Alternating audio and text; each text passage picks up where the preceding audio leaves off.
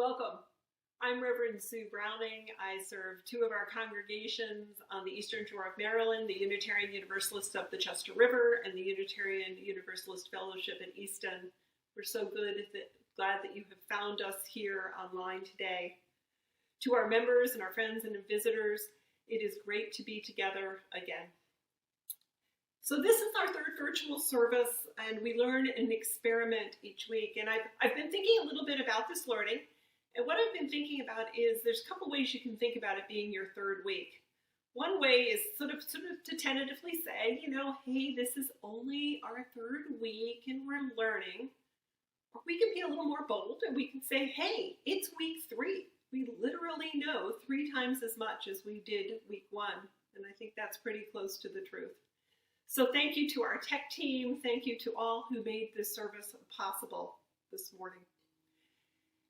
And you'll see that we are recording this week at home. We are taking the message from our Governor, Larry Hogan, seriously, and we think right now this is the best place for us to record our services. So you're in our living room. You may hear the dog walk across the recording studio here. So that is just part of life. So with that preamble done, let us enter into worship together. I invite you to put down what you can from the day-to-day lives that you've been going through this past week. It's not a requirement, but if there's something you can leave at the door, if there's something that you can let go as we come together to renew and to center, I invite you to do so. But I also invite you to bring your full identity into this space together. I invite you to help us be a part of living into our values of deep inclusion. That is what we do as Unitarian Universalists. We try to live into that inspiration. Our time together is sacred. We come together in this circle. Let us worship together. I light our chalice this morning with these words. May we be reminded in this time of our highest aspirations. May we be inspired to bring our gifts of love and service to the altar of humanity.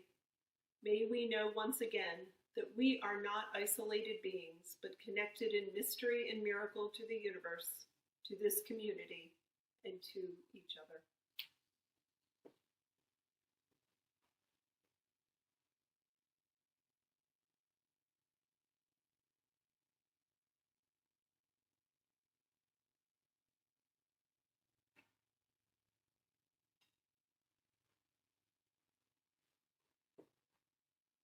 So, I can see all my hair. It's interesting when you look into the camera here.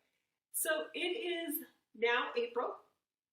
We made it through the first holiday of the month. We made it through April Fool's Day. And I'm wondering, did anybody have any fun with April Fool's Day?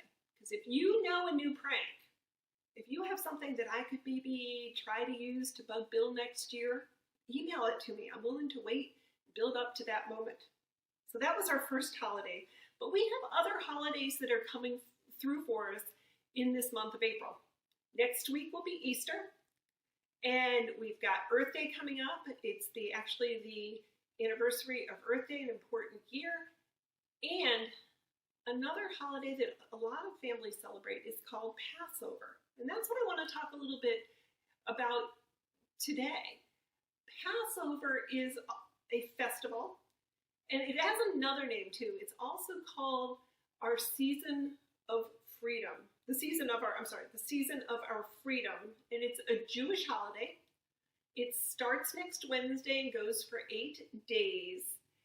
And when the Jewish families celebrate Passover, they get together like you'd think of for any other family and friends. I'm not Jewish, so it's not a holiday I grew up celebrating. And people get together and they tell a really important story. They get together and they have meals and laughs and all the things you do at holidays. And the story that's told at Passover is about the Jewish ancestors. They lived a really, really long time ago. They lived in a country called Egypt, and they were treated as slaves. It was a hard situation. They did not have freedom in that situation. And they were incredibly frustrated. And eventually there was this chance that they could leave, and they left one night and they traveled really far, and they got to their freedom. Here's the thing about the festival of Passover is the way it's celebrated is to keep telling that story year after year about how folks were once slaves and then they had freedom. And the reason it's told over and over at a meal called a Seder. There's special foods at the Seder meal where you have bread that hasn't had any rising agents or leavens. It's a place that you have a chance to eat different vegetables, and it's all laid out. And they use, often the youngest child will ask a question at the Seder, and the questions help remember to tell the story. And the reason the story is so important is so that people don't take freedom for granted. It's something we sometimes need to remember. We can forget what our ancestors went through if we don't keep retelling the stories. So as we think about these holidays that are coming up in April, one of the things I've been thinking about is the way that we usually celebrate holidays. We all have different ways, but maybe we get together with cousins or aunts and uncles or our neighbors, and we all gather in a great big group, and we have a party, and we tell stories, and we laugh, and we do all sorts of things. That's going to be different this year. We don't have the freedom we do because we're trying to stay safe from this germ to gather that way. So I'm thinking, what do we learn about freedom this year?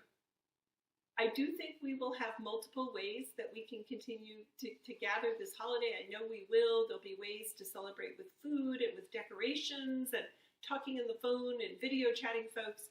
But I'm recognizing it is a different holiday this year, as will be our other holidays in April. And I think that connects us to some of the folks that have celebrated Passover over the years. What is it we're learning about freedom this year?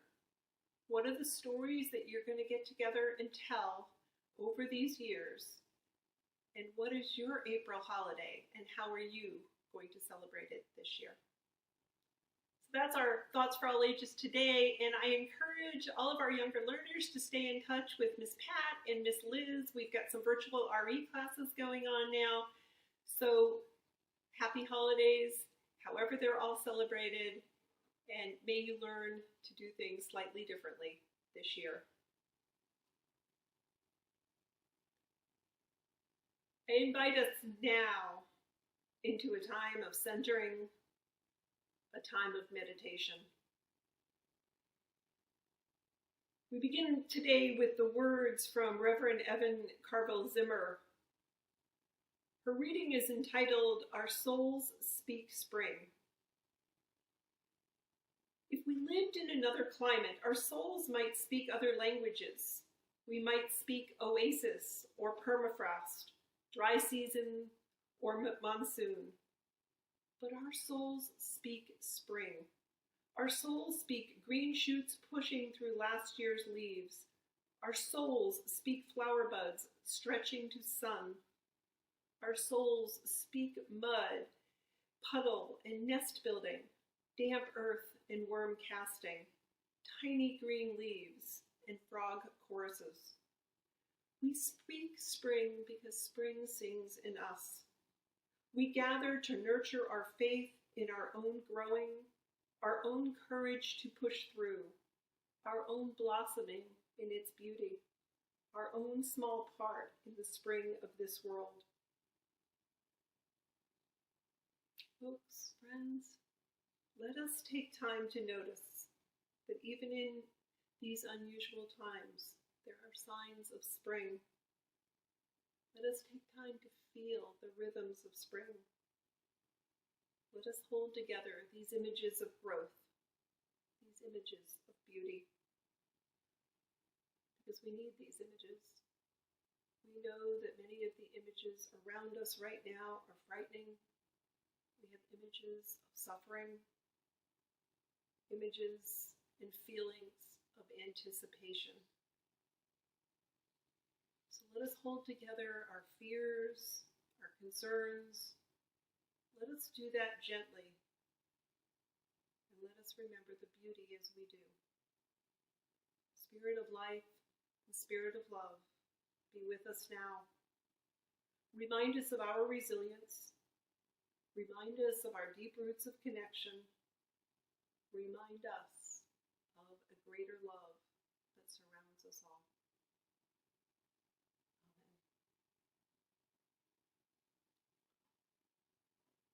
Today, we do have our joys and sorrows. This is a way that we gather regularly in our communities. And we build our communities this way as we share personal joys and sorrows and milestones. And while this is different to do virtually, we are making our best effort. And we just ask that you email any joys and sorrows you would like included in the service to me by Friday at noon. So I'm going to go ahead and light the 5 candles we're going to light all at once, so I'm not walking back and forth across the living room, and then I'll share what each candle represents.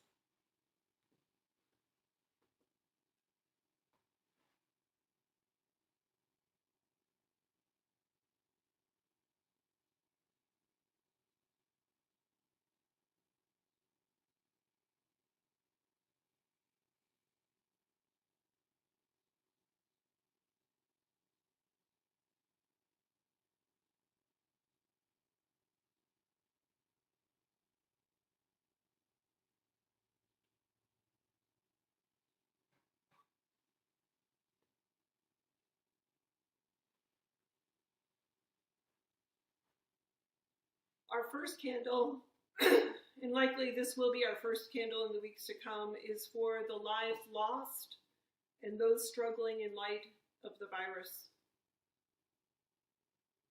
It's for the many medical professionals and first responders and the many others who are doing their best to keep us safe. We light this first candle. John asked us to light a candle of joy for his friend Solange, who lives outside of Poughkeepsie, New York, and has been declared COVID-free after 10 days in bed. As John says, it's the first person I personally knew. I'm so grateful he's recovered. John also offers this reflection. My new best friend, David, and I were discussing what this lockdown feels like. David said at this point, it feels like being snowed in after a major blizzard. I told him that my wife Marcy came to me yesterday and said, if I catch the virus, promise you won't let me die alone. The reality of the crisis landed like a stone. Beth asked us to light a candle for a milestone in their family's life. Beth and Dick, Pill and Paula are happily ensconced in our new Easton home after a whirlwind of socially distance appropriate move on March 20th. Our home-based activities continue to be unpacking, and more unpacking, plus exploring the yard and the spring plants of our new home. Patty asked us to light a candle of concern for those students whose lives often hang in the balance of security, and wishing for them that this new distance learning experience could be more enrichment and less stress for them. Patty also shared a joy for those educators and parents who are doing creative things in the name of education. I ask us to take a moment now to hold the joys and sorrows that you've heard here today, to hold all that is going on in your life in this time that is just different. Let's just take a moment together and hold that.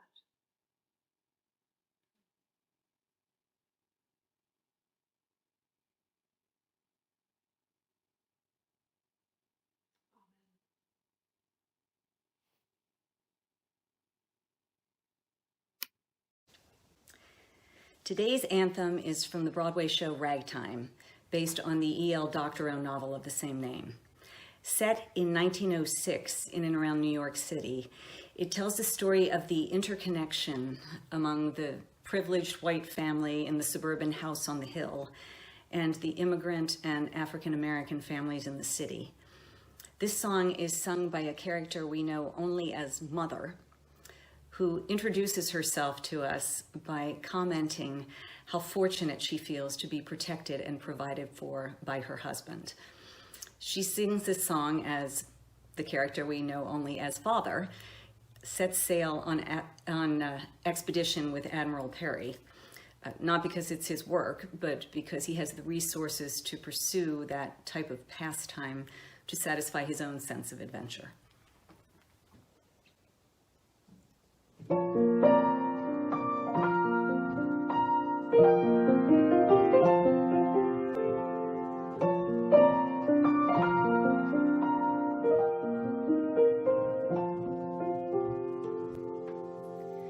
Goodbye, my love, God bless you, and I suppose bless America too. You have places to discover, oceans to conquer.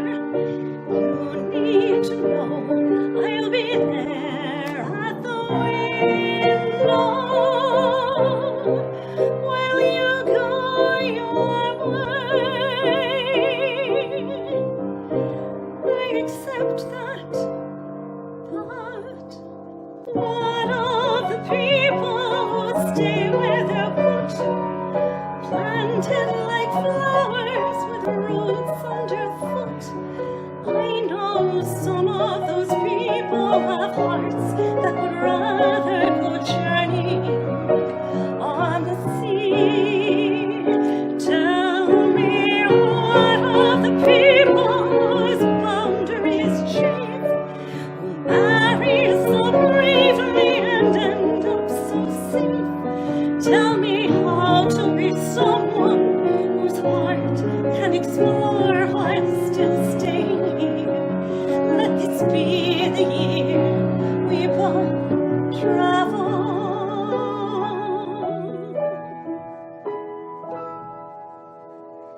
Goodbye, my love, God bless you. Somehow I know I'll be journeying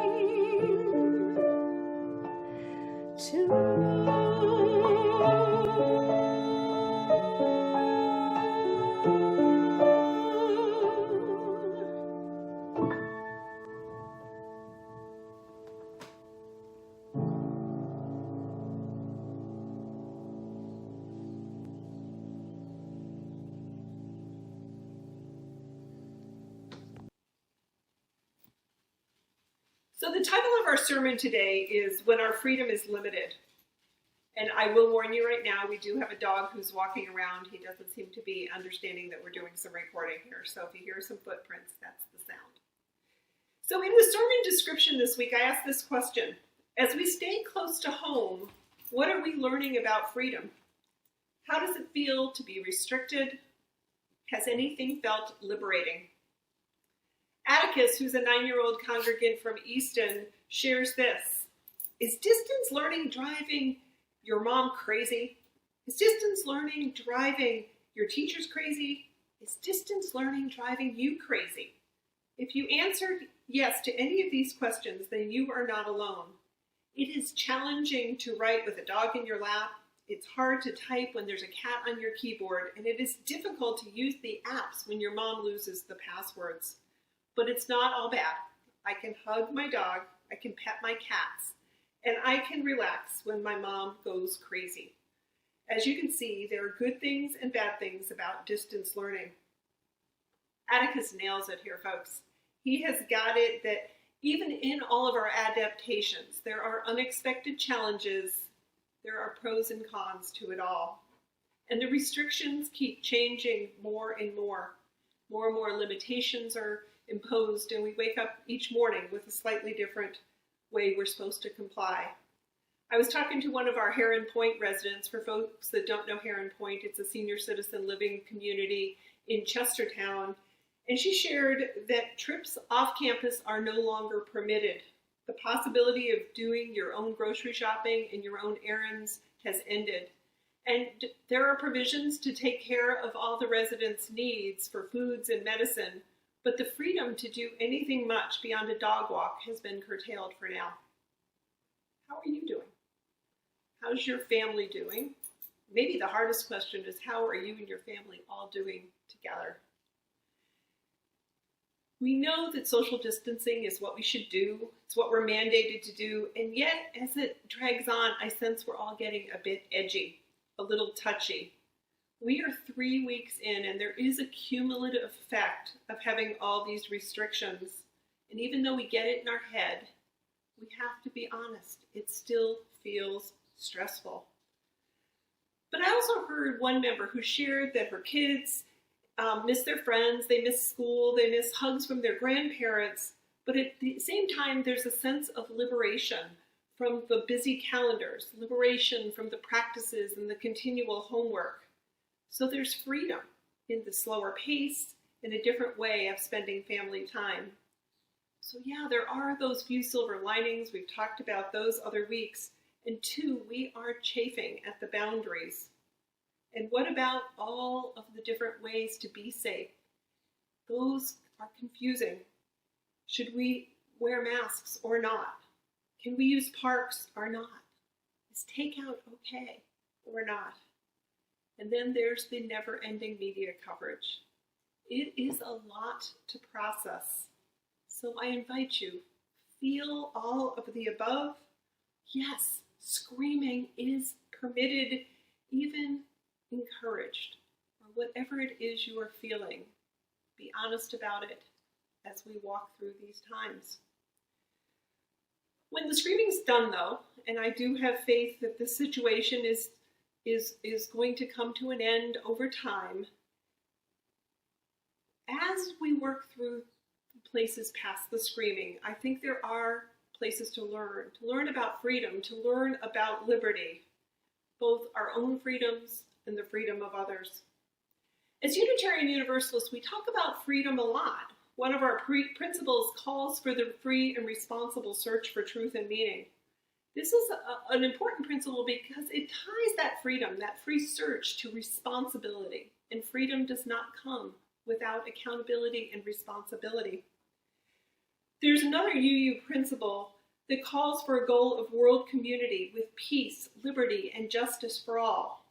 It's our call to co-create a world where there is that sense of liberty and freedom in all the underlying societal structures, so that everybody is treated fairly, and there's a sense that our inalienable rights to freedom are protected. This is beyond that sense of personal freedom, and it's looking at that bigger place. How can everybody express their own freedom? So we talk about freedom often. We see ourselves as defenders of freedom, and I think often, for many of us, we have had a sense of freedom being in place for ourselves. Often we're picturing the freedom of others. So conceptual challenges about fighting for others' freedom, and it's easy to be complacent. Earlier, I shared that the festival of Passover is also called the season of our freedom. Passover is that telling of the story of the Jews being enslaved in Egypt, the exodus of Egypt, the escape from slavery, and Passover uses story and rituals and prayers to tell and retell the story. The Passover story tells not only of moving to freedom, but about the responsibilities, the covenants, and the different ways that accountability was set up to live in this new situation. I think as we tell and retell stories on holidays, we create space for new insights to happen each year. Our current situation with COVID-19 will, in time, become part of our shared story. And I think as Unitarian Universalists, we're called to pay attention right now to what is occurring. It's a story that is being formed. And I have no doubt that it is a story that will be told and retold again. And as I've looked around the country, I recognize that there are a whole lot of ways people are reacting to having freedom curtailed. I offer this one article. This was a writing from a gentleman named Marcella Della Carva. And I noticed he reports here from Iowa City. He says many people are no longer shaking hands or crowding into stores, but they are still going shopping and buying cars, and some are even heading out to work each day. We're doing what we would do for the flu, with older people sheltering in place and the rest of us taking the best care we can, says the interviewee from Iowa City, whose restaurant is doing a brisk takeout business of its fabled pork tenderloin. But he goes on, let's be honest. What country do we live in? He says. It's the USA, which is freedom, freedom to choose. When we get notes from the government saying do this or do that, it feels like that's not what this country is built on. People should be smart and you should live with your choices. So I reflect on this. Our freedoms today are being limited. It's easy to call out and pick on this interviewee and say, but you're not listening. You're not hearing the risks that are out there. It's not about each person. It's not about personal freedom to choose. It's about our shared well-being. It's easy to get frustrated as we hear these different perspectives. But I invite us to consider his words and his concept. He's saying that behaviors have changed. He's encouraging personal responsibility. And he's defending his understanding of freedom. So as we start forming our stories, we need to listen, but I also invite us to hear the fear behind the actions, our own, the actions of others. What might we lose? What's going to change as this situation goes on? So yes, our personal freedom is at stake, but there's also this time to think about societal liberty as we do societal liberty to keep the barriers to freedom low for all, so everybody can do and live into their own choices. But there are those trade-offs. I think about the example of secondhand smoke, or the example of seatbelts or motorcycle helmets. There's a balance of that personal freedom and societal liberty. They're not two completely different things. They're related, but when we live out the realities, they are different. So I'm wondering, as we go through this period of COVID-19, might we better have a sense of the fear which comes from freedoms being limited? Even in the small places where we're having to make personal sacrifice and we're being told what to do, where is our sense of fear and frustration? What might it have been like for others who have lived without freedom, particularly for sustained periods of time, for long periods of time? The Declaration of Independence states that we hold these truths to be self-evident, that all men are created equal, that they are endowed by their Creator with certain inalienable rights, that among these are life, liberty, and the pursuit of happiness. I have no doubt that we place a high value on these freedoms. And my hope is that in time, there will be unexpected learning that comes as we live in this period of challenge. We'll learn about freedom. We'll learn about many other things. For now, as we enter week 4, we head there together. We head there with the stresses and the silver linings. We head there with our open hearts, our open minds. We will move there together. This morning, may it be so, and blessed be.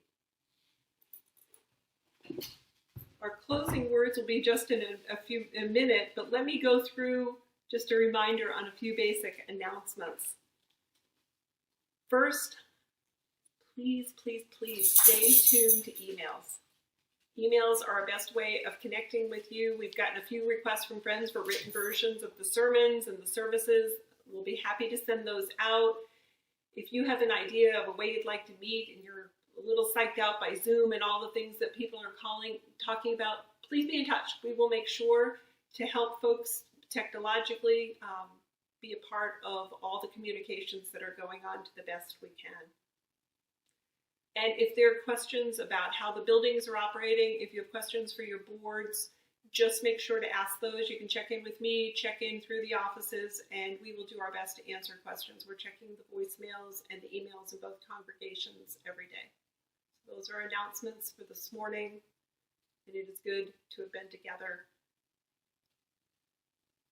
So our closing words today come from the Reverend Dr. Deborah Hafner. These are words shared in that spirit of Passover. Her reading is entitled, "It is Our Journey Together." We are on a journey. We didn't plan it. We didn't have time for the bread to rise. We may find ourselves in the wilderness, hungry, thirsty, doubting we should have ever come. But look around. We are not alone. It is our journey together, a journey to our better selves, a journey to a better world, a journey to a more promised land. Go in peace. Go in love. Go knowing love surrounds you wherever you may go.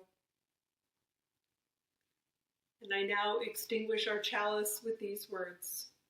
We extinguish the flame, but not the light of truth, the warmth of community, or the fire of commitment. These we carry in our hearts until we meet again. We look forward to seeing everyone Easter Sunday.